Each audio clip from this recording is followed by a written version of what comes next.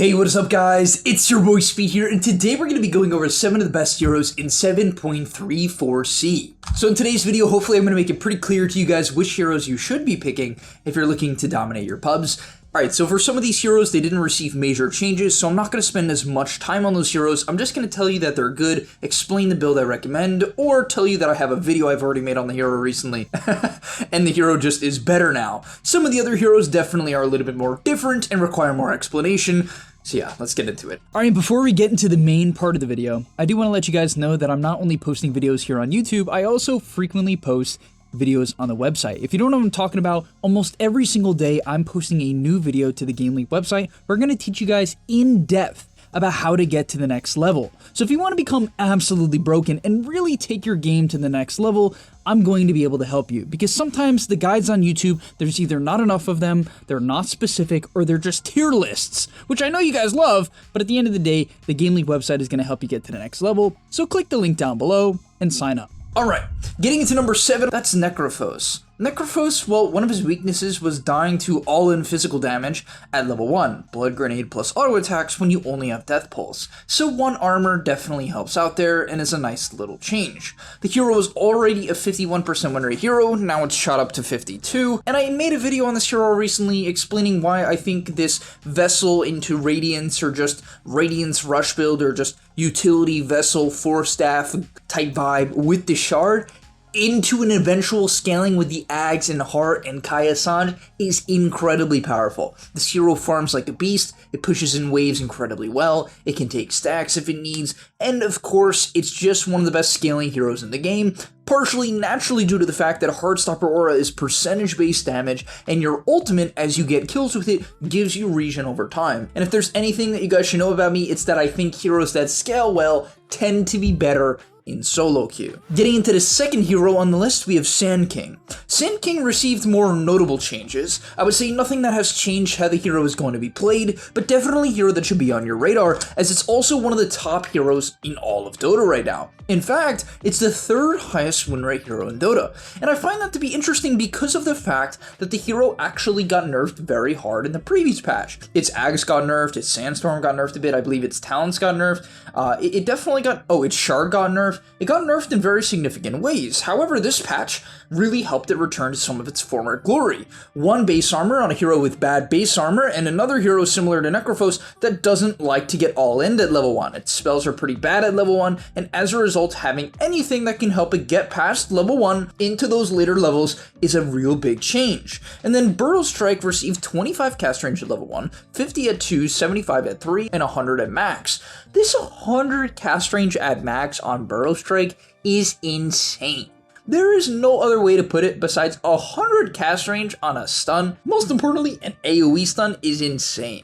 They also buffed his level 15 talent, which made Sandstorm movement speed increase from 25 to 50. This generally will be the talent you take so you can move Sandstorm, especially Ag Sandstorm, around the fight. Now getting into number 3 is where the hero changes up a little bit, and it's been buffed and changed a lot over time, and now I actually think the hero is just straight up good. And that hero is Crystal Maiden. She got some of the biggest buffs this patch, and that's funny because it's only 2 lines of text. It's 1 base armor on a hero with horrible armor, right? The lower your armor is, the better receiving armor is. And then she got 2 intelligence on a hero with a semi-rough mana pool for how expensive her spells are.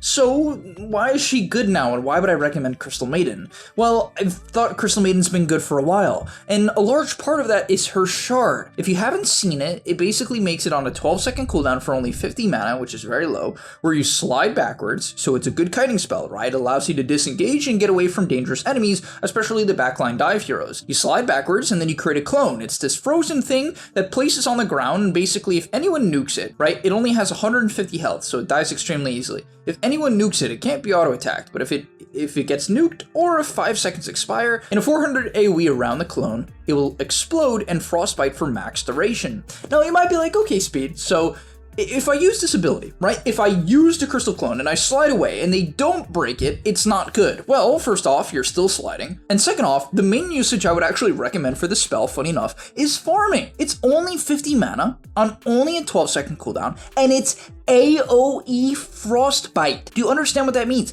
It means you can kill camps and waves from full, because Frostbite kills creeps and waves from full. And so you have this ability that allows you to scale obscenely well, and people don't understand this. Well, now hopefully you do. Spam this ability on camps, spam it on creep waves, and farm it up. You can literally go Midas and then scale into the game, right? I mean, there's so many different ways you can play the hero. You can go Ags, right? You can go BKB, you can go Blink BKB. Personally, I recommend going something like Midas into Blink into BKB, and with a bunch of small items before that. All right, next up we have Bristleback, and I made a full video on Bristleback, and he just received buffs, so I don't want to get too much into it, but I've been experimenting more and more with this hero. I just went 9-0 in a pub against some very, very good players. I think this hero is just straight up broken. It's so damn strong. I'm going to continue to update the build and I'll let you guys know on the channel, but as of right now, the main build I like going for is Ags, sometimes with treads if I'm having a really good game, because it will allow me to farm individual camps and get solo kills easier. But if I'm having an in-between game or just like an average game, what I'll do is I'll go the Ags, Mana Boots, and then straight into Shard. I don't even like rushing the Bloodstone anymore, and this might seem weird, but I just think that the Shard is so absurdly good. It's just a ridiculous spell. If you don't know what it is, it's an AoE massive radius on a 10-second cooldown so low that applies 2 goo stacks, which is immediately, keep in mind, if goo is maxed out, will apply -9 armor in a massive AoE on a 10-second cooldown. So instead of going for some sort of Bloodstone build, which isn't even that good in the early game, it's not bad and it helps you sustain, right? You can use it on creeps to get your mana pull back up and get your HP back up, and I think that's the main benefit of rushing Bloodstone. But this Hairball lets you be fight ready. I don't think Voodoo Mask does that much in the early game, and I don't think having Bloodstone that early is that good. It kind of comes online later on. So this is kind of my updated build for the hero. It's obscenely strong, it farms so fast, and it's a good laner now. They gave it 3 base damage and they buffed base armor on the initial stack of the goo. Some people think it's like per stack you get more armor reduction now. That's not the case, so be careful about that. Next up we have Shadow Shaman. This hero is just good. It's just good. It got buffed so hard, and now it just got buffed like giga hard. I mean, this hero got buffed so hard. Cast range on Hex up by 50. That's good. The hero's cast range on Hex was so bad. So 50 cast range, very, very nice. Particularly nice because Hex now, when you Hex the enemy, increases damage by 20% while they're Hexed. This is insane. 20% damage amp is obviously nuts. And so here's how you generally want to play the hero. Here's how I at least recommend playing the hero. You can literally max Hex, right? Because Shackles is pretty good at level 1. Ether Shock is just your trading spell at level 1. And then you max Hex. Even though Hex is still a semi-short cast range at only 550, it feels much, much better now. And it's going to be a 2.9 second disable on a 12-second cooldown, pretty short, that amps damage by 20%. And if you do this all correct, optimally the kill combo now is with a decreased cooldown ultimate. Mass Serpent Ward is now only 110 second cooldown instead of 130, 120. It is much shorter, meaning you can use it way more. What you do is optimally you walk up, click Serpent Wards, then Hex, and then Shackle, right? In the Serpent Wards, right? So you Serpent Ward trap them optimally, then you Hex them, right? And then you Shackle them afterwards. And it is so much damage on a very low cooldown, and it just feels incredible. On top of that, this hero still allows you to take towers very easily, and it allows you to take Roshan easily. So if you're a support player and you're having a hard time getting your team doing what you want them to do or need them to do, this is one of the best heroes in the game at doing that, and it scales well because all you have to do is go Blink BKB Aether Lens at some point in the game, and it's going to scale. You might be like, Speed, what about the active refresher? I can split push. And it's like, yeah, you could do that, but honestly, I think just getting off many hexes, considering how broken the ability is, and a lot of shackles with a BKB, which is very deadly as the game progresses, is the way to go. All right, before we get into the most broken hero of the patch, we have Zeus. Not gonna get into Zeus very much because I literally just made a full video, so if you want to learn more, check them out there. But the hero just got buffed. I already thought it was incredibly good, and then they just buffed it really hard. And it's like, okay, any hero that's like really good or is really solid and then just gets buffed hard is obviously going to be insane. And so I'm not going to get too much into Zeus. The hero didn't change that much from this patch to the last patch. It just got a bunch of number changes that made the hero overall better. But basically the hero can scale in many different ways. It can be a Phylactery, Kaya Sange, Refresher, Ags type vibe and just scale with magic damage if that's the way you want to go. Or it can scale with magic damage and a little bit of physical damage by going Kaya and Yasha into a Manta style disassemble with a shard. And the farming speed is just absolutely insane. And the hero scales obscenely well. So yeah, there's a lot to say about Zeus, but let's get into the most broken hero of the patch, and that is Lone Druid.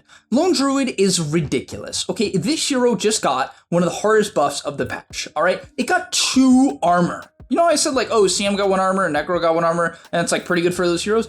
It is good for those heroes. It is good for those heroes. It's very good for those heroes. You know what Lone Druid got? He just got 2 armor. Just like, yeah, here's 2. Why not? Hero had 2 base armor, very horrible on the main hero, and the way to counter Lone Druid, believe it or not, similar to Necrophos and similar to Crystal Maiden, is to all in the hero, right? Because if you don't all in the hero, similar to Necrophos, it would heal, because Spirit Link would heal the hero, and so you had to all in him, but it wasn't that hard to do that, because the hero's not that fast. Well, it's okay. And it had awful armor and an awful HP pool, and so that was the way to play. Now it just has 2 armor. Now it just has 2 more armor. That's how it goes. On top of that, they buffed the Spirit Link at level 1, giving it 4 more attack speed. Nothing insane, but at the end of the day, it's a buff on a hero that was already nuts. It was extremely strong late game, and I'm going to make a video on this hero because it is straight up broken. You can buy 12 branches as your starting item and have 92 base damage. If you think I'm kidding, I'm not. That is straight up what it is. Imagine having to last hit against the Treant, who you can't kill. You cannot kill him, and he has 92 damage, and he's just playing every single last hit. Every single one. And the hero scales like a beast. Why does it scale like a beast? Well, there's 2 different builds you can go. You can go Mjolnir, the old build, scale well, right-click well, flash farm, right? Go Mjolnir, take a lot of Ancients, okay? You can take a lot of Ancients as the offlaners. It's a good way to play the game, especially if you go Mjolnir or Maelstrom. However, if you don't want to go that route, and you're like, I'm the offlaner, or I'm playing fight build, I'm safe lane, and I want to fight people. What you can do, the hero is universal, and so is the bear. The bear is a universal unit. What you do is you buy stat items. Most importantly, you buy Diffusal Blade. You heard that right, the bear buys Diffusal, and you straight up run people down with Diffusal. It's so powerful because the bear scales with stats, so you go Treads Diffusal. After that, you can go Echo Saber for more slow. I'm kind of not a fan of that because I feel like it's just semi-redundant. It's like too many slows almost. But the hero can just fight. It just can fight now. Because previously, it's like, if you wanted to fight, you had to go Deso Mask of Madness. And it wasn't bad, but it was like semi-expensive.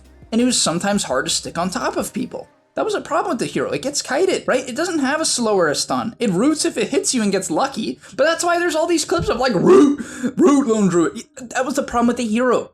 Now you just buy a Diffusal Blade and you kill supports. They cannot get away. By the way, this hero's shard is broken. It's a dispel. It's an AoE movement speed and attack speed for your team. It's obscenely good. This hero is extremely good at Roche. Because, by the way, keep in mind, if you're playing this hero, you can tank everything with the hero and just heal with the bear. When you're farming, if you're taking an ancient stack, you just tank it with the hero and then have the bear heal you while you're tanking it. It's pretty funny. But alright, thank you guys so much for watching. Hopefully you enjoyed, hopefully you learned quite a bit and are excited to play some of these heroes because I'm honestly very, very excited. Personally, I'll be spamming Lone Druid and Bristleback, and yeah, let me know what you guys think is good in this patch as well, so I'm sure I didn't cover everything, and I'll see you in the next one. Peace! And that's all, but remember, before you leave, come on, before you tune out, subscribe to the Game Leap website where we are going to help you get to the next rank. If you're stuck, click the link down below, and I'm out. Peace!